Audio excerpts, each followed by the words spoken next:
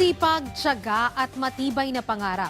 Yan ang mga nagsilbing gabay sa isang crochet artist mula Baguio upang ipagpatuloy ang kanyang adhikain sa kabila ng mga pagsubok. Alamin ang kanyang inspirasyon sa ulat ni Patricia Lopez ng IBC 13.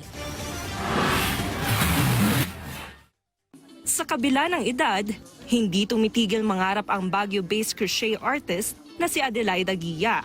Ang kanyang pangarap, mapabilang-bilang record holder sa Guinness World Records sa kategoryang Largest Crocheted Mandala by an Individual.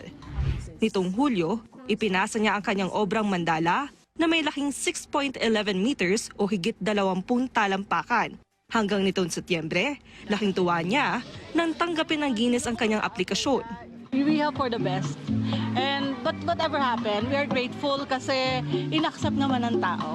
Para sa akin, isang achievement. Para sa isang matandang kagaya ko or tumatanda na. I'm 56 years, turning 56 this year. So hindi tayo mag-stop mangarap kahit may edad na.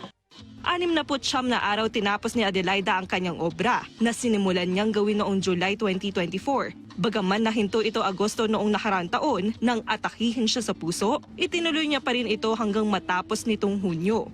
Masaya ako na nagko-crochet ka talaga. Maibigay o hindi, grateful ako. At least nanganap. Kasi pag hindi mo tinuloy, meron tayong what if, diba? What if pag hindi ko, ba't hindi natin itutuloy? Isinusulong din ni Adelaida ang pagkakaroon ng crochet workshops sa mga kabataan para maipasa ito sa mga susunod na henerasyon. Nang sa gayon, makilala pa ng publiko ang crocheting at iba pang mga artist sa bansa. Ang mga hakbang na ito ni Adelaida, malaking tulong sa bansa, lalong-lalo na sa sektor ng turismo. Their craft and their labor remind us that creativity is not only in galleries but in the rhythm of daily life. This is what the Philippine Experience Program stands for. Through Pamana, we safeguard our heritage. Through Likha, we celebrate Filipino creativity. Together, they tell one story, that Philippine tourism is not only about where we go, but who we are.